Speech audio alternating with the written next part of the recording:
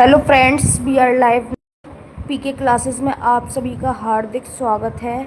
जल्दी से live join हो जाइए। ये सुपर टेट के लिए एक मोस्ट इम्पोर्टेंट क्लास होने वाली है। इसमें हम बाल मनोविज्ञान, शिक्षण कौशल, जीवन कौशल के टॉप 30 क्वेश्चंस करेंगे। किसके क्वेश्चन करेंगे? बाल मनोविज्ञान के क्वेश्चंस करेंगे, शिक्षण कौशल के क्वेश्चंस करेंगे और जीवन कौशल के मोस्ट इम्पोर्टेंट क्वेश्चंस करेंगे। तो जल्दी से लाइव ज्वाइन हो जाइए। इस लाइव को शेयर कीजिए अपने फ्रेंड्स के साथ ताकि दूसरे बच्चों तक भी ये वीडियो पहुंच सके। ठीक है, तो क्लास स्टार्ट करते हैं। टॉप 30 क्वेश्चंस करेंगे इसमें हम, जो आपके लिए बाल बाल विकास के भी क्वेश्चंस होंगे, इसमें शिक्षण कौशल के भी होंगे और जीवन कौशल के भी। ठीक है, तो क्लास स्टार्ट करते हैं। क्वेश्चन नंबर 1 क्या है हमारा? क्वेश्चन नंबर 1 है the technology of teaching 1968। The technology of teaching 1968 पुस्तक किसकी है? मोस्ट इम्पोर्टेंट क्वेश्चन है। द टेक्नोलॉजी ऑफ टीचिंग 1968 पुस्तक किसकी है? तो ये पुस्तक किसकी है? स्कीनर की है। आपको याद रखना है, द टेक्नोलॉजी ऑफ टीचिंग 1968 पुस्तक किसकी है? स्कीनर की है। सी वाला बिल्कुल करेक्ट आंसर हो जाएगा। नेक्स्ट क्वेश्चन है, क्वेश्चन नंबर 2 है यदि कोई बच्चा शारीरिक रूप से कमज़ोर या बीमार रहता है, यदि कोई बच्चा शारीरिक रूप से कमज़ोर या बीमार रहता है तो उसका मानसिक विकास और सामाजिक अंतःक्रिया भी प्रभावित हो सकती है। यह विचार किस सिद्धांत से संबंधित है?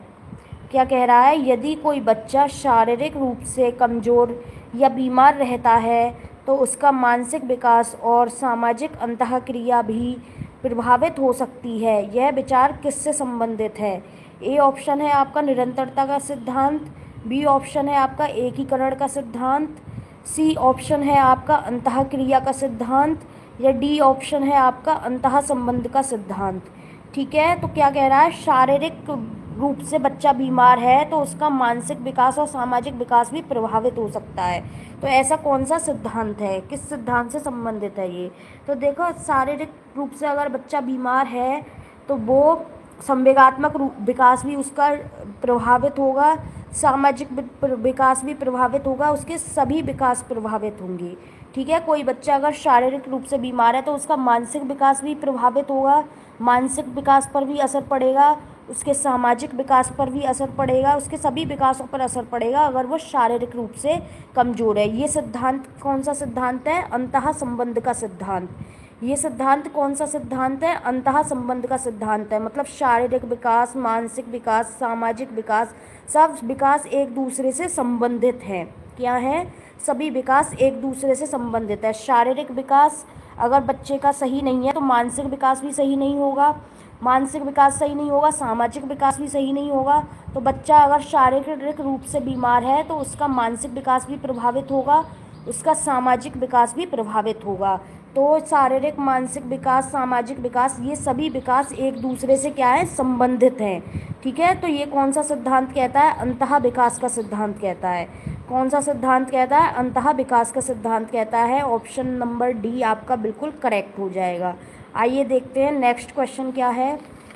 नेक्स्ट क्वेश्चन है वाइगोत्स्की बच्चों के सीखने में निम्नलिखित में से किस कारक की महत्वपूर्ण भूमिका पर बल नहीं देते हैं? वाइगोत्स्की बच्चों के सीखने में निम्नलिखित में से किस कारक की महत्वपूर्ण भूमिका पर बल नहीं देते हैं? वाइगोत्स्की का सिद्धांत क्या था? सामाजिक सांस्कृतिक सिद्धांत। आप सभी को पता होगा वाइगोत्स्की ने कौन सा सिद्धांत दिया है? सामाजिक सांस्कृतिक सिद्धांत दिया है।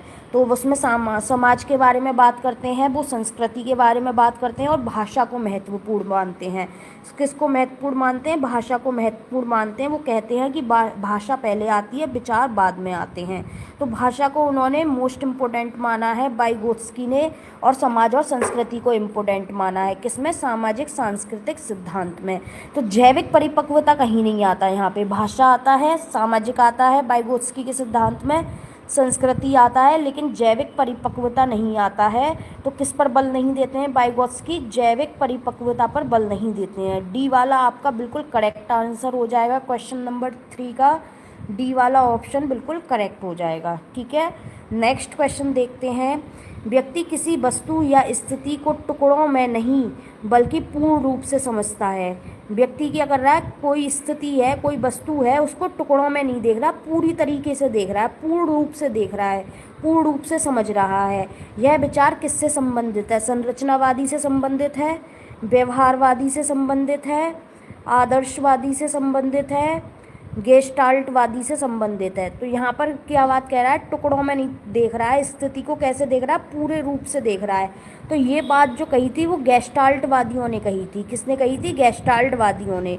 तो ये विचार किससे संबंधित है? गेस्टाल्टवादी से संबंधित है कि ये व्यक्ति क्या कर रहा है, उसकी स्थिति जो भी है उसके सामने, उसको टुकड़ों में तोड़कर नहीं देख रहा है, कैसे देख रहा है, पूरी स्थिति को देख रहा है। और ये बात कही थी गेस्टाल्टवादी ने, जो आपने सीटेट में भी पढ़ा होगा, यही सुपर टेट में भी है क्वेश्चन।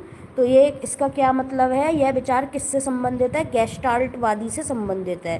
तो ये कहा किसने? गेस्टाल्टवादियों ने कहा है। डी ऑप्शन आपका क्वेश्चन नंबर 4 का बिल्कुल करेक्ट हो जाएगा।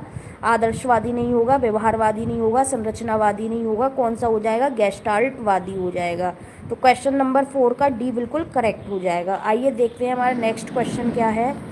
नेक्स्ट क्वेश्चन है, भाषा में अर्थ की सबसे छोटी इकाई कौन सी है? भाषा में अर्थ की सबसे छोटी इकाई कौन सी है? तो कौन सी है? देखो, वाक्य नहीं है भाषा में अर्थ की सबसे छोटी इकाई, स्वनिम नहीं है, अर्थ की कह रहा है ये। भाषा में अर्थ की सबसे छोटी इकाई कौन सी है? रूपिम इसका बिल्कुल करेक्ट आंसर हो जाएगा। भाषा में अर्थ की सबसे छोटी इकाई क्या है? रूपिम है।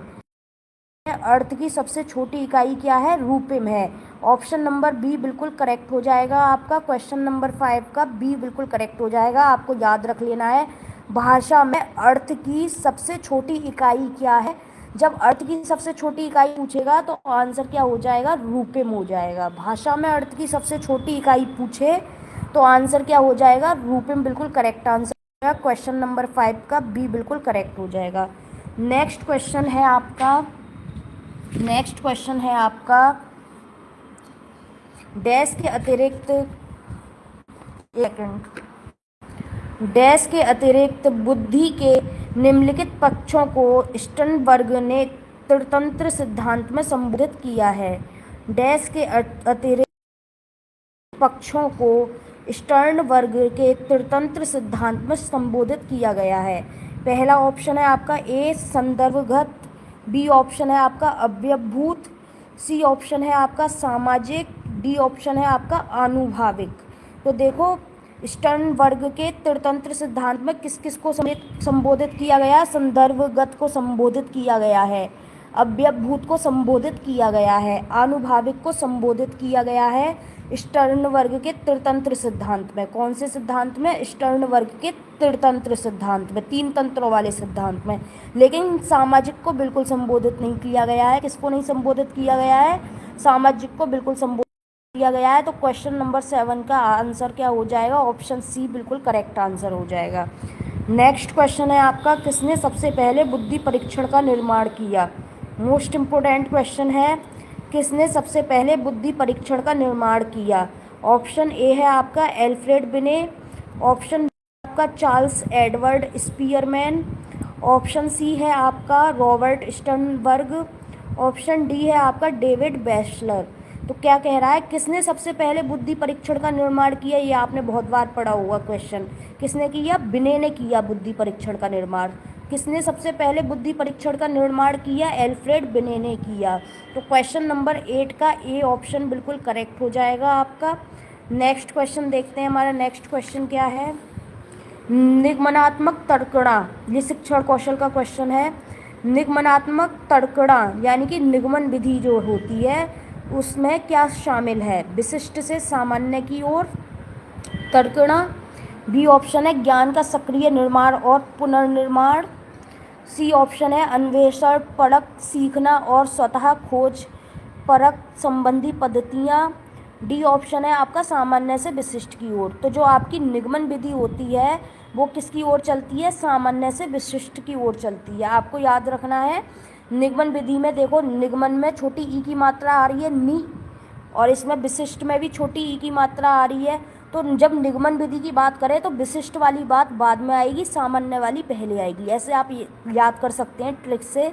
निगमन विधि में क्या कैसे चलते हैं, सामान्य से विशिष्ट की ओर चलते हैं, विशिष्ट की ओर बाद में चलते हैं, पहले सामान्य से चलते हैं। तो निगमनात्मक तर्कणा में क्या शामिल है, सामान्य से विशिष्ट की ओर चलते हैं निगमन विधि में। तो ऑप्शन नंबर डी आपके क्वेश्चन नंबर 9 का बिल्कुल करेक्ट हो जाएगा। निगमनात्मक तर्कणा में क्या शामिल है, निगमन विधि में हम सामान्य से विशिष्ट की ओर चलते हैं। ऑप्शन डी बिल्कुल करेक्ट हो जाएगा क्वेश्चन नंबर 9 का।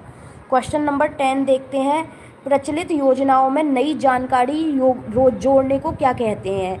जो भी आपकी पहले की योजनाएं हैं, प्रचलित योजनाएं हैं, उनमें हम न्यू इन्फॉर्मेशन जोड़ दें तो उसको क्या कहते हैं, उसको कहते हैं आत्मसातकरण। क्या कहते हैं, आत्मसातकरण कहते हैं। प्रचलित जो योजनाएं हैं उसमें हम न्यू इन्फॉर्मेशन जोड़ दें, ठीक है। तो प्रचलित योजनाएं जो हैं उसमें अगर हम न्यू इन्फॉर्मेशन को जोड़ देते हैं तो उसको बोलते हैं आत्मसातकरण। क्या बोलते हैं, आत्मसातकरण।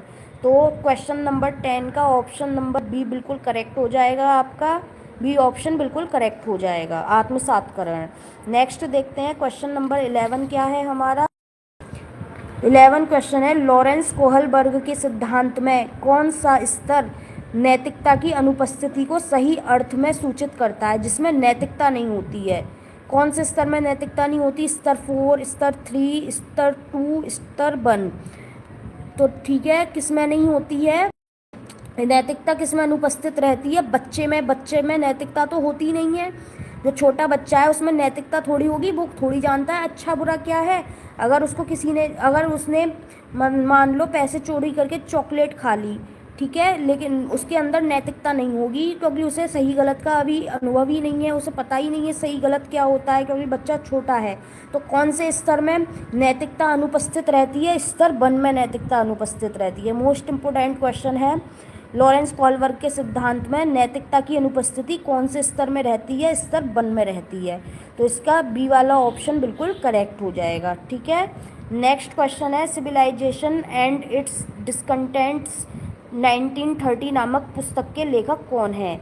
सिविलाइजेशन एंड इट्स डिस्कंटेंट्स 1930 नामक पुस्तक के लेखक कौन है, सिगमंड फ्राइड की बुक है ये। किसकी है, सिगमंड फ्राइड की बुक है, फ्राइड की बुक है ये, ठीक है। तो क्वेश्चन नंबर 12 का ऑप्शन नंबर सी बिल्कुल करेक्ट हो जाएगा। बुक क्या है, सिविलाइजेशन एंड इट्स डिस्कंटेंट्स, 1930 में आई है ये पुस्तक। इसके लेखक कौन है, सिगमंड फ्राइड है, ठीक है। तो क्वेश्चन नंबर 12 का ऑप्शन नंबर सी बिल्कुल करेक्ट हो जाएगा आपका। नेक्स्ट देखते हैं क्वेश्चन नंबर 13 क्या है। वातावरण वह बाहरी शक्ति है जो हमें प्रभावित करती है। मोस्ट इम्पोर्टेंट क्वेश्चन है, ये बीएड में भी था आपका। वातावरण वह बाहरी शक्ति है जो हमें प्रभावित करती है, यह किसने कहा है। वुडवर्थ ने कहा है, रॉस ने कहा है, एनास्टसी ने कहा है, या इनमें से किसी ने नहीं कहा है।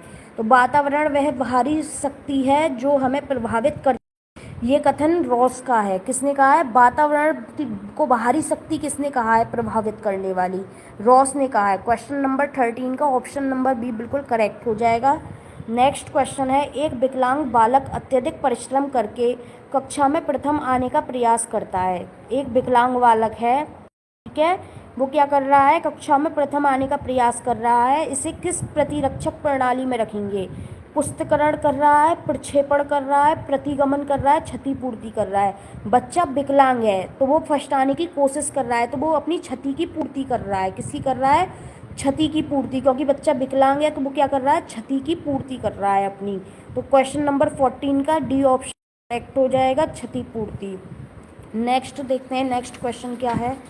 क्वेश्चन नंबर 15 है, डैश विकास की स्वाभाविक प्रक्रिया है जो मुख्यतः वंशानुक्रम द्वारा नियंत्रित होती है।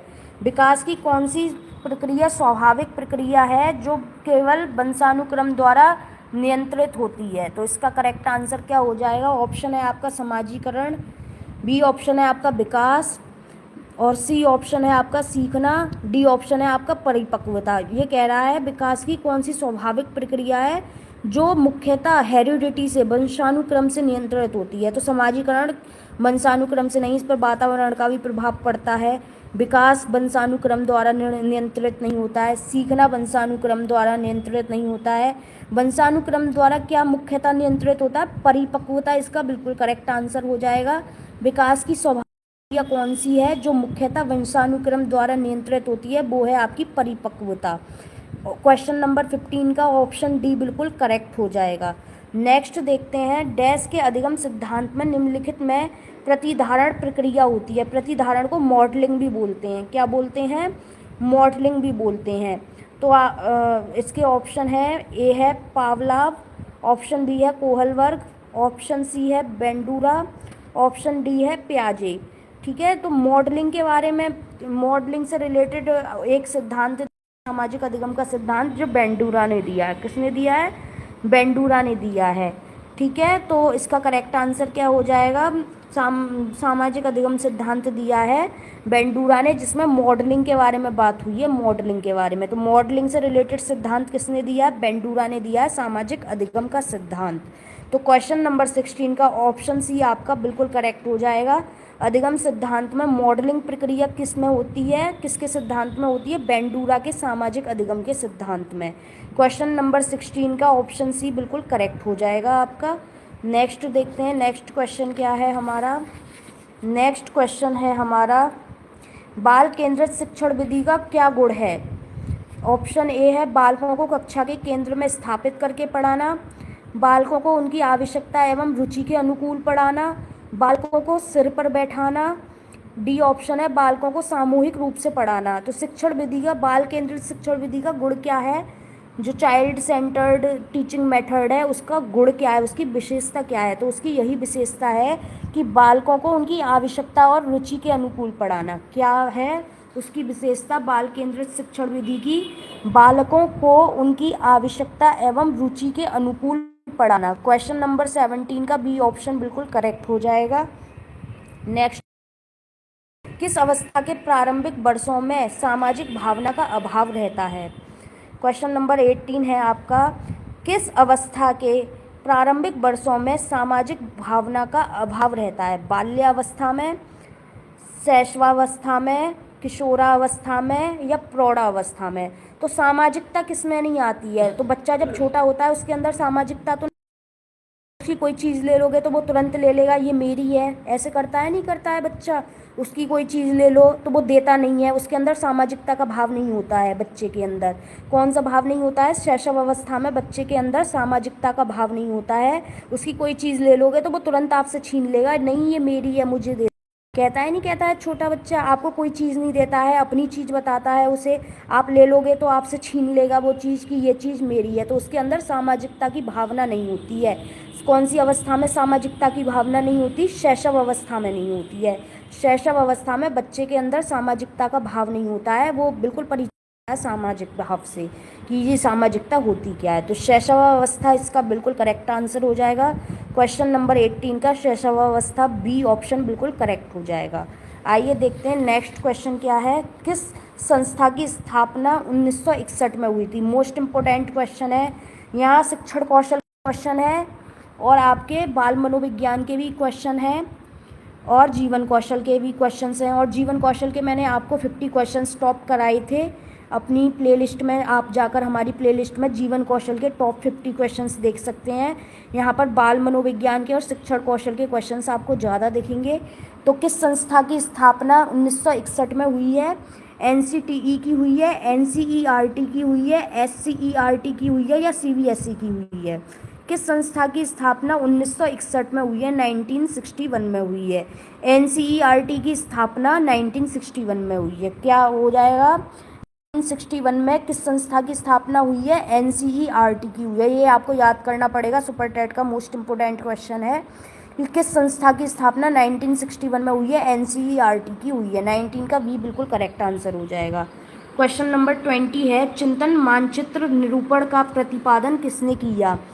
चिंतन मानचित्र निरूपण का प्रतिपादन किसने किया? ऑप्शन ए है Joseph D Novak, option B है आर्मस्ट्रॉन्ग, ऑप्शन सी है आपका मैस्लो, ऑप्शन डी है रॉस। तो चिंतन मानचित्र निरूपण, कॉन्सेप्ट मैपिंग बोलते हैं इसको, कॉन्सेप्ट मैपिंग का प्रतिपादन किसने किया? तो आर्मस्ट्रॉन्ग ने नहीं किया, मैस्लो ने नहीं किया, रॉस ने नहीं किया, जोसेफ डी नोवाक ने किया। चिंतन मानचित्र निरूपण का प्रतिपादन किसने किया? कॉन्सेप्ट मैपिंग का प्रतिपादन किसने किया? Joseph D Novak. ये नया नाम होगा आपके लिए, ये सुना होगा आपने, ये भी आवश्यकता सिद्धांत मैस्लो का ये भी सुना होगा, रॉस का भी नाम सुना होगा, लेकिन जोसेफ डी नोवाक आपका न्यू नेम होगा। तो चिंतन कॉन्सेप्ट मैपिंग का प्रतिपादन किसने किया है? जोसेफ डी नोवाक ने किया है। क्वेश्चन नंबर 20 का ए बिल्कुल करेक्ट आंसर हो जाएगा। मोस्ट इम्पोर्टेंट क्वेश्चन है, कॉन्सेप्ट मैपिंग का प्रतिपादन किसने किया? जोसेफ डी नोवाक ने किया। नेक्स्ट क्वेश्चन देखते हैं, क्वेश्चन 21 क्या है? बच्चों के संज्ञानात्मक विकास को सबसे अच्छे तरीके से कहाँ परिभाषित किया जा सकता है? कॉग्निटिव डेवलपमेंट को सबसे अच्छे तरीके से कहाँ परिभाषित किया जा सकता है? खेल के मैदान में, विद्यालय एवं कक्षा में, ऑडिटोरियम में या घर में?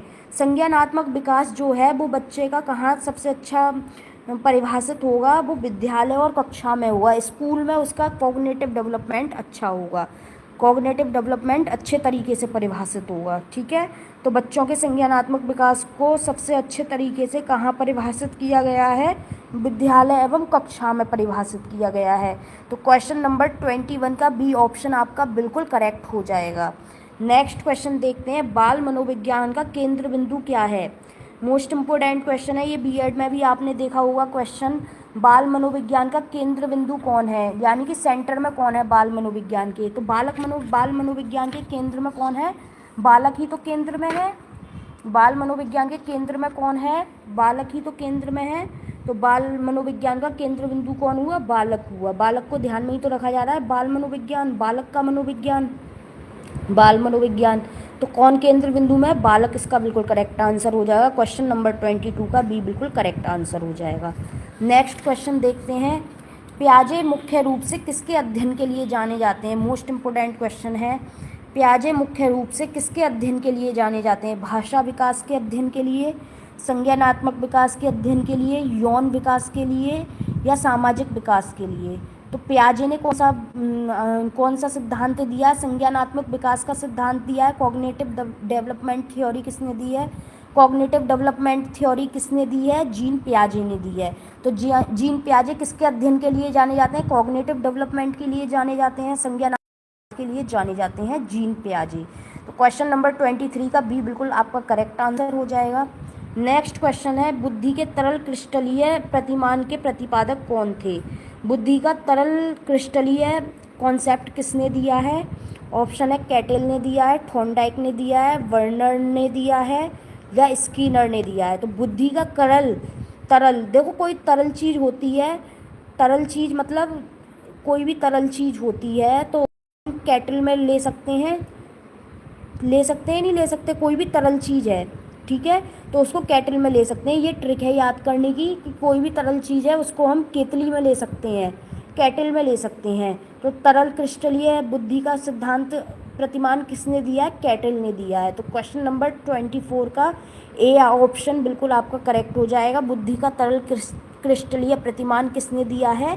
कैटल ने दिया है। आप तरल से याद रख सकते हैं, तरल चीज़ को हम कैटल में रखते हैं, केतली में रखते हैं, तो तरल से कैटल आप याद रख सकते हैं इस सिद्धांत के प्रतिपादक का नाम।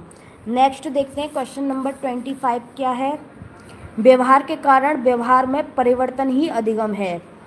व्यवहार के कारण व्यवहार में परिवर्तन ही अधिगम है। यहाँ किसके कारण हो रहा है? व्यवहार के कारण व्यवहार में परिवर्तन हो रहा है। तो ये एक ट्रिक है याद रखने की, व्यवहार को व्यवहार से फोड़ा जाता है। किस ट्रिक से आप याद रख सकते हैं इसको? व्यवहार को व्यवहार से फोड़ा जाता है। तो दो बार व्यवहार आ रहा है, व्यवहार को व्यवहार से क्या किया जाता है? फोड़ा जाता है। फोड़ा से क्या बन गया? फोर्ड बन गया। तो व्यवहार के कारण व्यवहार में परिवर्तन ही अधिगम है, ये डेफिनेशन किसने दी है? गिलफोर्ड ने दी है। व्यवहार के कारण व्यवहार में परिवर्तन ही अधिगम है, यानी कि व्यवहार से व्यवहार को फोड़ा जाता है, फोड़ने से बन गया फोर्ड। तो किसने दिया है ये? व्यवहार के कारण व्यवहार में परिवर्तन ही अधिगम है, गिलफोर्ड ने दिया। क्वेश्चन नंबर 25 का बी बिल्कुल करेक्ट आंसर हो जाएगा। नेक्स्ट क्वेश्चन है आपका, किसी वस्तु की अपेक्षा एक वस्तु पर चेतना का केंद्रीकरण अवधान है, यह कथन किसका है? किसी दूसरी वस्तु की अपेक्षा, जैसे आप जिम में हैं, ठीक है, आप जिम में डंबल उठा रहे हैं, ठीक है, आप सपोज कीजिए आप जिम में हैं, डंबल उठा रहे हैं, तो आपका ध्यान बिल्कुल डंबल की तरफ होना चाहिए या दूसरी तरफ होना चाहिए? डंबल की तरफ ही तो होना चाहिए।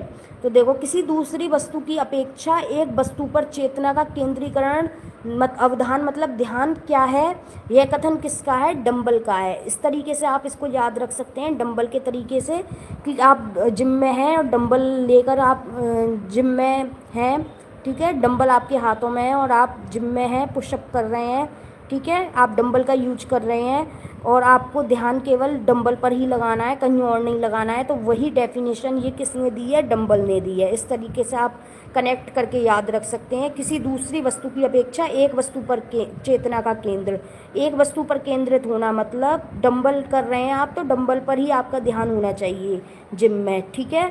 तो ये वाला डेफिनेशन किसने दी है? डंबल ने दी है। ये ट्रिक है याद रखने की। तो इसका क्वेश्चन नंबर 26 का सी बिल्कुल करेक्ट आंसर हो जाएगा, डंबल। क्वेश्चन नंबर 27 देखते हैं। उत्सुकता परीक्षण नियम में किसका घटक है? उत्सुकता परीक्षण निम्न में से किसका घटक है? अब देखो, कोई बच्चा क्रिएटिविटी करता है तो वो उत्सुक भी रहेगा, उत्सुक रहेगा या नहीं रहेगा? उसके अंदर उत्सुकता होगी नहीं होगी? बिल्कुल होगी। कोई भी बच्चा क्रिएटिव वर्क कर रहा है तो उसके अंदर उत्सुकता होगी या नहीं होगी? बिल्कुल होगी। तो उत्सुकता परीक्षण किसके घटक हैं? सृजनात्मकता के घटक हैं। उत्सुकता परीक्षण किसके घटक हैं? उत्सुकता किसके अंदर होगी? जो क्रिएटिव वर्क करेगा उसके अंदर ही तो उत्सुकता होगी, कार्य को करने की उत्सुकता। तो क्रिएटिविटी इसका बिल्कुल करेक्ट आंसर हो जाएगा। उत्सुकता परीक्षण निम्न में से किसका घटक है? सृजनात्मकता का घटक है। क्वेश्चन नंबर 27 करेक्ट आंसर हो जाएगा। नेक्स्ट क्वेश्चन देखते हैं। स्मृति सीखी हुई वस्तु का सीधा उपयोग है, यह कथन किसका है? स्मृति होती है मेमोरी आपकी। मेमोरी क्या है? सीखी हुई वस्तु का सीधा उपयोग है। मेमोरी क्या है? सीखी हुई वस्तु का सीधा उपयोग है। ये आपकी डेफिनेशन कथन किसने दिया है? मैक्डूगल ने दिया है, वुडवर्थ ने दिया है, रॉस ने दिया है, ने दिया है। तो स्मृति सीखी हुई वस्तु का सीधा उपयोग है। स्मृति मतलब मेमोरी, सीखी हुई वस्तु का सीधा उपयोग है। ये कथन किसका है? वुडवर्थ का है। आपको याद रखना है ये कथन किसका है? स्मृति सीखी हुई वस्तु का सीधा उपयोग है। यह कथन किसका है? वुडवर्थ का है। तो क्वेश्चन नंबर 28 का भी बिल्कुल करेक्ट आंसर हो जाएगा, वुडवर्थ। नेक्स्ट क्वेश्चन देखते हैं 29। सीखने में पलायन किस पर आधारित है? सीखने में पलायन किस पर आधारित है? पलायन होता है हट जाना, भाग जाना, पलायन कर जाना, ठीक है। तो अगर आपको सकारात्मक पुनर्वलन करे तो पुनर्वलन मिले तो क्या आप भागेंगे?